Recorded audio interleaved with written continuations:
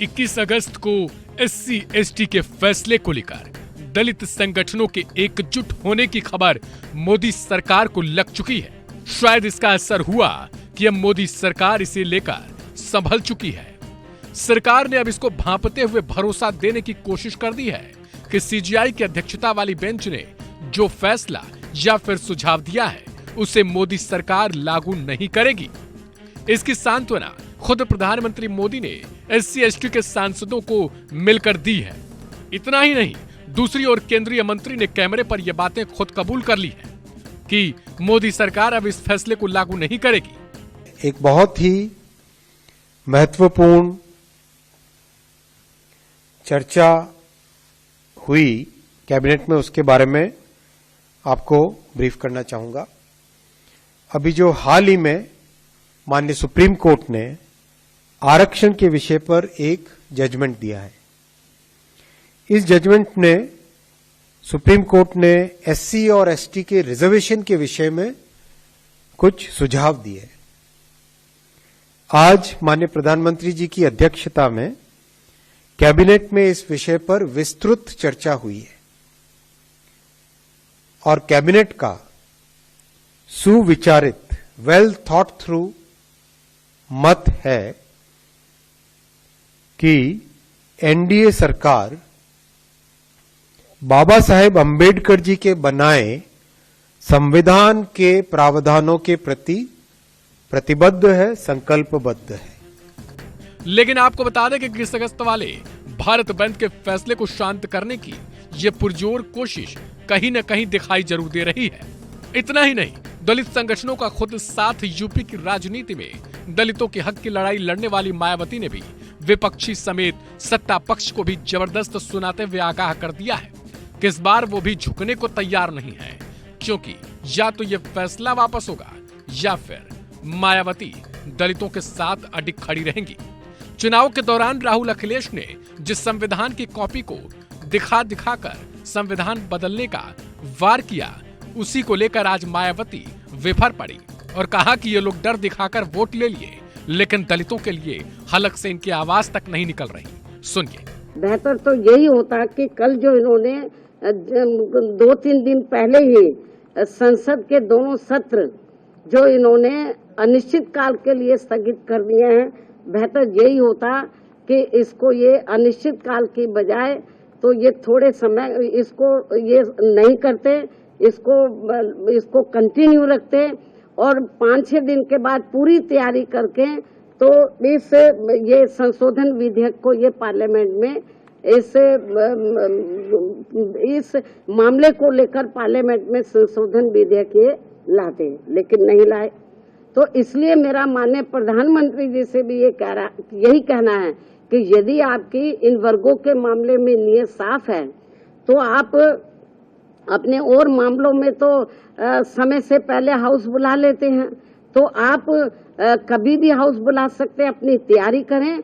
और ये जो 1 अगस्त 2024 को जो माननीय सुप्रीम कोर्ट का निर्णय आया है, तो इस निर्णय को निष्प्रभावी बनाएं, हाउस बुलाएं मतलब, और मालूम भी पड़ जाएगा कि हाउस में सभी दलों का क्या स्टैंड है। और मुझे क्या लगता है कि ये इनको जल्दी करना चाहिए, ये ठीक नहीं है। वरना जिन राज्यों में अब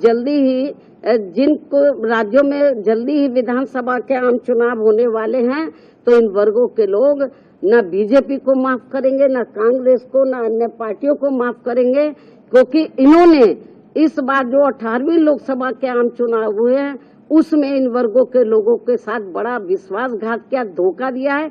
इनको कहा कि हम संविधान बचाएंगे, आरक्षण आपका खत्म हो जाएगा। अब ये चुप क्यों हैं? अब ये लोग चुप क्यों हैं?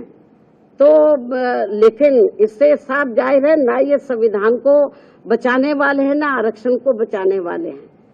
अब ये समझ में नहीं आ रहा आरक्षण को लेकर ये जो संविधान को दिखाते घूम रहे थे सभी पार्टियों के लोग, अब क्यों नहीं संविधान को दिखा रहे हैं? अब क्यों नहीं आरक्षण की बात कर रहे हैं कि इनका आरक्षण जो निष्प्रभावी हो गया है, तो इसको प्रभावी बनाने के लिए इनको पार्लियामेंट का सत्र जल्दी ही शॉर्ट नोटिस में इनको बुलाना चाहिए और अपनी स्थिति बीजेपी की सरकार को क्लियर करनी चाहिए और बाकी पार्टियों को भी अपना स्टैंड क्लियर करना चाहिए। दूसरी ओर चंद्रशेखर आजाद ने कुछ दिनों पहले ही सरकार को चेता दिया था कि अब दलित झुकने वाले नहीं हैं और अपना हक लेकर रहेंगे।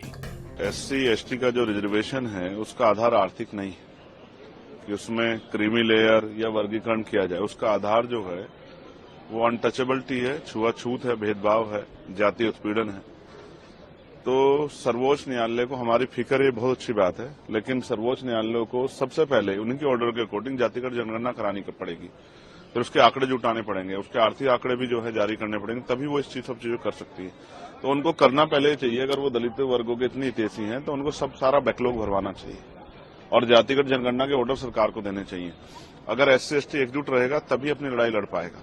हम तो लंबे समय से अभी जो है SGPG जो है वहां लखनऊ में और इलाहाबाद जो है यूनिवर्सिटी में जिस तरह से NFS करके हमारे लोगों को निकाला गया, ये स्पष्ट है उन NFS को भरवाने के लिए सरकार ने क्या किया है, उन NFS को भरवाने के लिए सुप्रीम कोर्ट ने क्या किया है, तो वो कुछ नहीं किया है। हाँ, हमेशा कोशिश ये की गई है कि इनके जो लड़ने वाले लोग हैं उनकी ताकत कम किया जाए। अब SC ST बटने वाले नहीं, आप ही देख लो इस फैसले का कितना समर्थन, कितना विरोध हो रहा है, तमाम लोगों में इसका विरोध है। तो हम स्पष्ट हैं कि हम अपने लोगों को बटने देंगे और हमें अपने लोगों की चिंता है।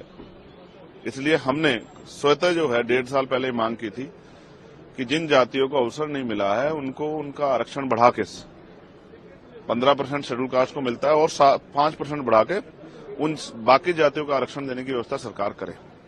ये 1.5 साल पहले हमने लखनऊ PC करके कहा था और दिल्ली में भी। और जो OBC की भी ऐसी जाति है उनको भी जो है 15% अलग से रिजर्वेशन देने का काम जो है 27% से अतिरिक्त सरकार करे, लेकिन कहाँ सुना, सुप्रीम कोर्ट ने भी नहीं सुना। तो जब आप EWS 10% दे सकते हो तो आप जो है 5% शेड्यूल कास्ट के लोगों को बढ़ा क्यों दे सकते? तो मेरा मत तो ये है कि 100% रिजर्वेशन 2% सरकारी नौकरी में कर देते, 98% प्राइवेट सेक्टर है। गौरतलब है कि CGI की अध्यक्षता वाली 7 सदस्यीय संवैधानिक बेंच ने आरक्षण में उपकोटा तय करने को मंजूरी दे दी थी, जिससे राज्यों के पास ये शक्तियां मिल चुकी हैं कि वो अपने राज्य में उपकोटा बना सकेंगी और निचले तबके की SC ST के लोगों को इसका फायदा दे सकेंगी। हालांकि दलितों को ये फैसला रास नहीं आया।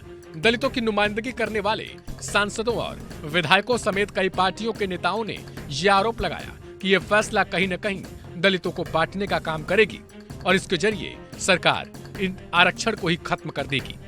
हालांकि देखना दिलचस्प होगा कि किस अगस्त को क्या कुछ होने वाला है। क्या सरकार अब इस फैसले को लेकर सही तरीके से विचार कर रही है या फिर इस फैसले पर कोई और खेल अभी होना बाकी है? इस खबर को शेयर करें, लाइक करें और चैनल को सब्सक्राइब करें।